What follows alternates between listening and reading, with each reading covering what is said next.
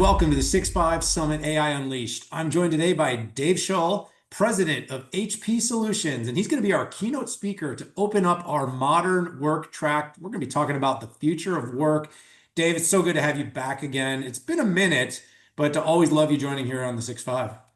Looking forward to it, and I'm sure it'll be fun. It's been a great summit so far. Work is changing really fast. I think everyone out there can appreciate just over the last couple of years, the new tools that have been introduced into our lives.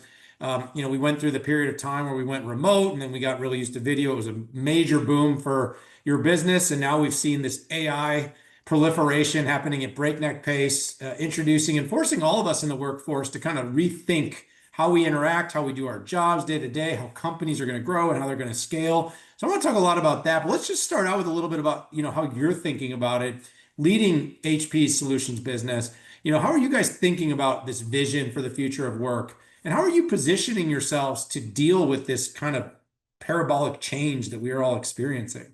We think, first of all, you got to start with the customer. And we've been surveying every year sort of the employees and how they're feeling about the future of work themselves. And what's remarkable is still only 28% of employees feel like they have a good relationship with their work. And that's up a grand total of 1% over last year. It's like that's really disturbing. So I think the first thing to acknowledge is, boy, we have a big problem.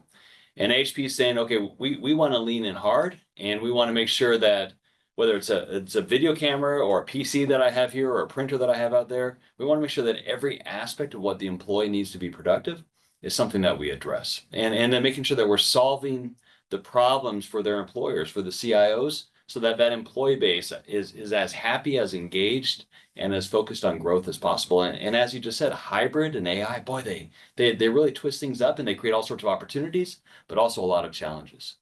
Yeah, that's really interesting. I'm listening to you say 28 or 1% better. As a founder CEO, as a president of a business unit, of course, your business is probably better, but it makes me think, gosh, how is the relationship? And just because ChatGPT can do some of your work for you, and I say that somewhat facetiously, doesn't necessarily mean people are happy. Or we as humans are conditioned, we get adapted to things, we get adjusted to things. Most of us are constantly seeking more. We want to learn, we want to grow, we want to evolve. And that's, by the way, one of the things I'm really excited about this era is I do think it's going to up level us as humans and the things we're going to do. The other side of it, of course, is some of this well, what are we going to do when you don't have to write a press release anymore, or you're not doing the same exact kind of research that we do, or the analysis can be done really quick. There's lots of questions here. So talk a little bit on your side, though, because HP, whether it's the work being done on the workstations, whether it's things you're doing in AI Studio and AI Boost, you're building a lot of advanced compute solutions to sort of take some of the consumer things that, of course, people on your devices do every day, but you're also trying to make it enterprise-centric, enterprise-friendly to help people bring innovation to work and make your customers more productive. How are you sort of addressing that and putting that into place? Yeah, so let's go hardcore into sort of AI modeling, as you kind of indicated, right? You think about a 4 GPU machine, our Z8 workstation, and it's like that's a powerful machine, but if you're coming in new into the world of AI or data modeling, how do we set up the libraries for you? How do we make sure that the outputs that come out of that are being checked as much as possible? And so AI Studio is a set of tools that says let's bring the power of these GPUs to the masses and make sure that it's as scalable as possible. And then when you're on the road, of course, and you might be using a laptop. I have an amazing laptop right here that can actually run some massive models, but I might also want to be able to reach out and grab some other GPUs where I want to scale. And so that's the power of Boost, which says, okay, let's make all that possible at the edge. So I don't necessarily have to hit the cost of a cloud, or don't necessarily have to worry about the security of that data.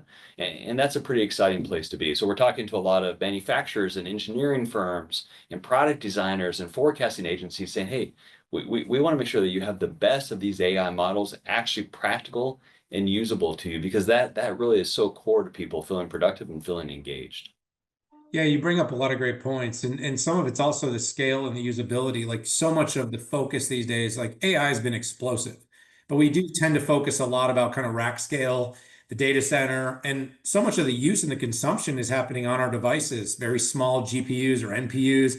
Some of them are even a little bit older, and we're using them right on the application on our browser. We're using these things every day. And you've been really focused on building these workstations that kind of are kind of the intermediary, right? Like, yeah, you don't have a 72 node rack with, GPUs but you can do some really advanced modeling, for data set on things like customer product design. So that can be done right in-house. And by the way, no latency and lower and more predictable costs. So those are all things that are kind of going on there. I alluded to, David, early in the conversation, I kind of alluded to, that period of time where we were all home and all on video all the time. And we, of course, have seen this kind of ebb and flow. We've seen some companies have gone to hybrid work. Some companies have told everybody to come back to work. Other Right. companies swear, and by the way, this is a debate. This has not been answered yet, whether this is right. Constant debate. Yeah.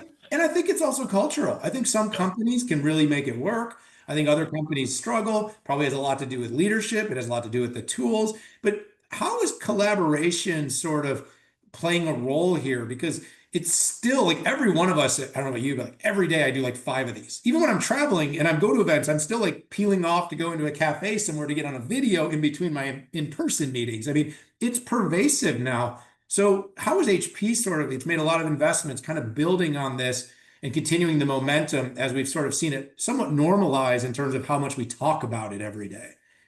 It's interesting. We're asking our leaders to be back in the office a couple days a week, and we think that's important to model to all of our employees. I'm sitting here today in our headquarters, and that's really important. But if you think about it, we have locations in dozens of countries, and so it doesn't matter if I'm back in the office. I'm still talking to people all around the world, and so this video networking, this video collaboration is really not going anywhere. So therefore, you want to make sure that you show up the best. You want to make sure that when you first walk in the room, that first 5 minutes is productive. We're years into this journey now, and how many times do we still walk into a meeting and say, "Am I on? Can I share content? Am I connected seamlessly with my PC and the video devices?" And so we're all about sort of that layer of making sure that the devices work seamlessly. And then, of course, once you get into the meeting, you want to make sure that the video quality is as natural as possible. So if I had colleagues here, we're seamlessly pulling it together into a conversational mode. And so HP Poly's been doing that for many, many years now with the audio technology and the video processing. But AI just supercharges that, right? And you want the information that's coming off of these video devices to be so much more translatable into real productive results as well. Yeah, and I love some of the features that we've seen evolve too, like real-time translation. You talked about being all over the world, like as we've seen almost zero latency, the ability to have two people speaking a totally different language with no latency, no gap. I mean, things like that are so powerful. And the other thing is like talk about a productivity hack, but when we started being able to like kind of record meetings, summarize them, capture, I mean, gosh, I can't tell you how many times I come off a meeting and be like, that was a great meeting. I don't remember anything we talked about, but there's no. What am I supposed to do? Can you please tell me what I'm supposed to do? What are my actions, right? I mean, that's what we all want coming out of these meetings is But perfect. I mean, when you're having as many as we have, it's so easy to be like, that was just great. And then you get a day, you run straight to the next meeting, straight to the next meeting. It's like, I had 13 meetings yesterday. I need a quick summary. So these tools have become really, really powerful. Another thing that you all have been very focused on is sort of driving that workforce experience, using tools. And this is one of those things where it's kind of like how technology can be used in a way that it's involved in people's everyday, but it's not overly intrusive. But at the same time, it helps sort of monitor behaviors. It monitors things like when people need rest, when people are most productive. Um, by the way, when they're safe, we know security is going to be an exponentially bigger problem in the era, and not just security, but also just how we use data. So there's a lot of reasons for companies to be sort of guiding employees along. And it isn't all for just watching Big Brother stuff. It's also to make sure employees are having a great experience. Talk a little bit about how you're thinking about workforce experience, building this workforce experience platform to drive employees to better outcomes. Well, I think the name itself is actually very important. That workforce experience means we're really focused on the employees and what's their experience with the technology. That has to be the primary metric. But then if you flip it around and think about it from a CIO point of view, if you have 100,000 or 200,000 employees around the world, first, of course, you got to get the devices to the employees. But then when the devices get set up, you want to make sure it's set up properly, it's been secured properly, and is it actually being used, right? If you ship conference room equipment around the world to a remote location, is it being used effectively? Are they having network problems? Are they having camera quality problems? And how do you address that real time?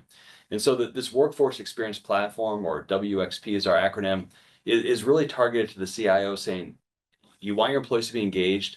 You want them to be focused on growth. How do you remove the digital friction? How do you remove these frustration points that we all run into, whether it's with a PC or a printer or a headset or a video camera? And so HP is committed to doing that on a multi-vendor basis. We don't care who makes the PC. We don't care who sort of outfitted the conference room. We want to make sure that we're providing insights. And then really what's fascinating with AI is not just running scripts to fix problems, but really using smart AI agents to mitigate problems before they show up, and to make sure that the CIO has almost a real-time dashboard of, this is working, this is not working, here's where you need to put your attention. So it's powerful. And I think it's gonna goes back to that 28%. How do we remove the friction so that more people feel like the tools are enabling them to do their jobs great? Boy, that's transformative for us in a world of AI and hybrid.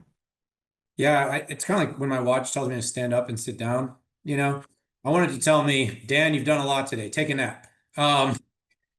By the way, I don't think it'll ever do that, but it's a dream. We should work on that app. I don't know. I mean, workforce experience is a whole holistic view, right? I mean, have a Well, glass of wine afterwards, have a cup of coffee in the morning. It works. I You know know? it sounds a little silly, but I mean, I don't know about you, because I basically, I work like two 12-hour shifts. I have twins. There's two of me, and I work in 12-hour shifts.